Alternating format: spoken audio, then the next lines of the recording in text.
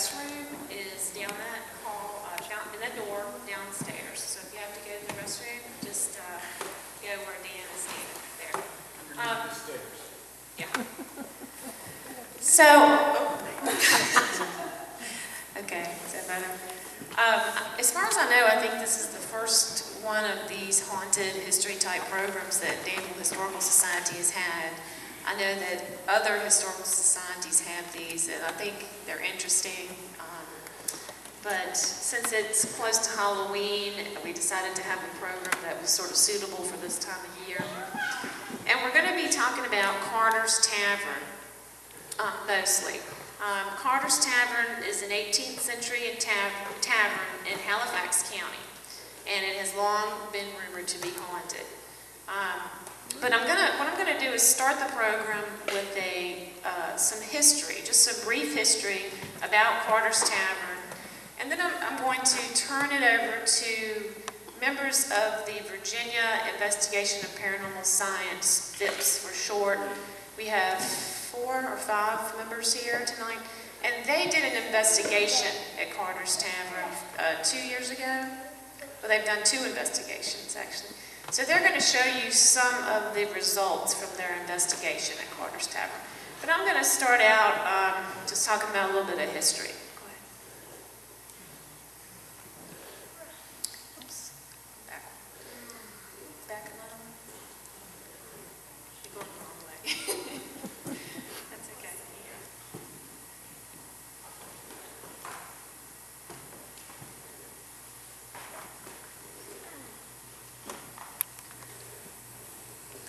So, go ahead, one more. So this is a map of River Road. How many of you have been on River Road? A lot, okay. The Halifax County Historical Society created a driving tour of River Road, and they have a website. So if you want more information about this, go to www.oldhalifax.com. But River Road was an 18th century, very early stagecoach road, and it was heavily used by people, settlers moving to the western parts of the United States. It was also part of the main route between New York and New Orleans. Now this is a historic map. This is from 1827, and as you can see, the Historical Society has indicated in red here where River Road runs. It's named River Road because for the most part it ran right along the Dan River. And you can see, here's Milton, North Carolina, so Danville would be down here, and South Boston is up there. I don't know if you can see it or not. But so in the years before the Civil War, really, most of the wealthy people in Halifax County, or a lot of the wealthy people from Halifax County, lived along River Road. They had huge tobacco plantations along River Road. And you can see today a lot of those houses are still standing, including Berry Hill, not the Berry Hill in Pennsylvania County, but Berry Hill Mansion in Halifax County, and several others. And I'm just going to show a few of these real quickly. This is Meriwether. This is on the driving tour of River Road. This was built by James Terry, and he named it the house after Meriwether Lewis, which was one of his relatives. This is built in about 1885. This is Berry Hill, beautiful Greek Revival mansion. The Bruce family built this, started building it in the 1840s. It's now a resort. I think it's been through several different owners, but I think it's a resort now. This is Brooklyn Mansion here, and this is the Brooklyn Tobacco Factory. These are all also right along River Road. Go ahead. And then this is Carter's Tavern. So this is just a sampling of the houses along River Road. I'd highly recommend anybody, and actually the museum, at least last year, had a tour and I was able to go on it, and it was wonderful. We toured several of the houses along River Road. So Carter's Tavern, this was built between 1770 and 1808, and it was the first ordinary that was licensed in Halifax County. So Carter's Tavern was actually built 50, 75 years before the mansions that we saw. This was very early, and it was built by Joseph Dotson. He started building it in the 1770s. Go to the next slide. But he built this small section on the side here. And it seems like he started building it just for a dwelling for he and his family. But after he died, his wife and his son Joseph began to operate it as an ordinary or a tavern. Later, in 1807, Samuel Carter purchased it, and that's where we get the name Carter's Tavern. Samuel Carter tore down part of the original house and built the two-story addition. Can you get back to that?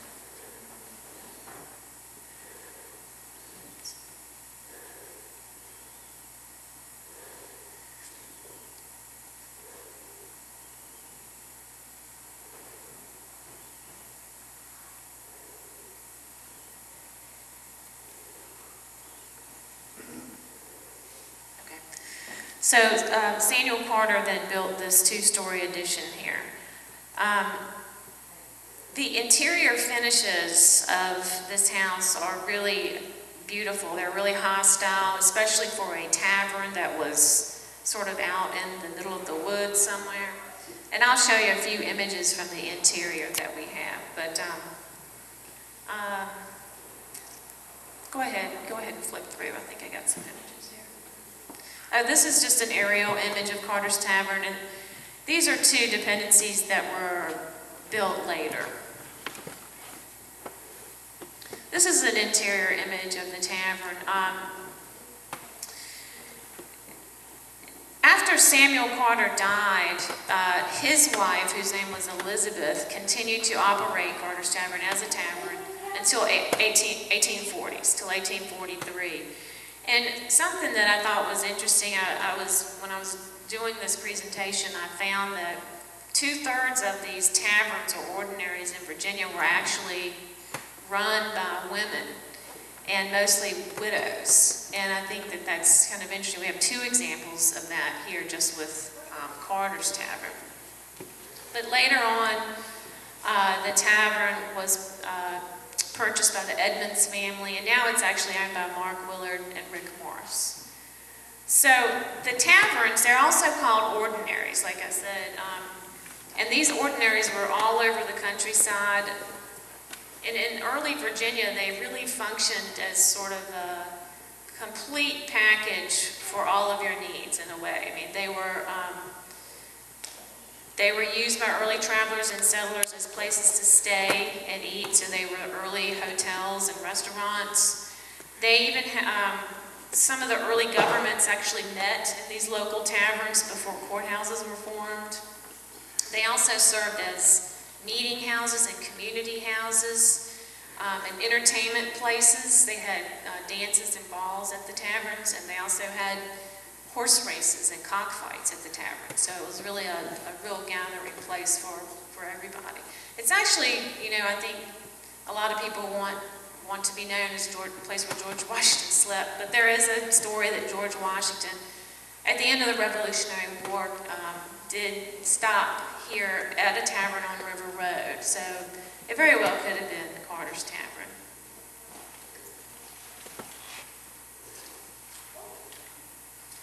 So this is the entry hall, and what I want to point out is the entry hall still has the faux grain wainscoting, and so if you look at this, this is actually not the wood that you're seeing. This is actually painted to look like wood, and it was a very intricate technique that people used to beautify the interiors of their houses, and this is found throughout Carter's Tavern. This is originally one of the innkeeper's rooms. Go ahead. This is a really blurry image, but it gives you an idea of some of the extensive faux graining and faux painting that they used. The baseboard here, you know, that looks like marble, but it's not. It was painted to look like marble. This room was originally an office, and it's now a bedroom. And while they were restoring this, they found that even the offices had this faux grain technique to make it look like these exotic things of wood. This was a second floor bed chamber. Go ahead. So, as you can see, go ahead to another slide. Carter's Tavern, very interesting piece of property, extremely, historically important for our region and Virginia. But the tavern came to the attention of a couple of paranormal organizations because it has been rumored to be haunted. It was written about in a book, The Ghosts of Virginia, about L.B. Taylor. I don't know if you all are familiar with L.B. Taylor. I don't have that book, but there is a story in it about Carter's Tavern. And evidently there were 2 murders that took place at the tavern. Somebody is supposedly buried in the backyard here.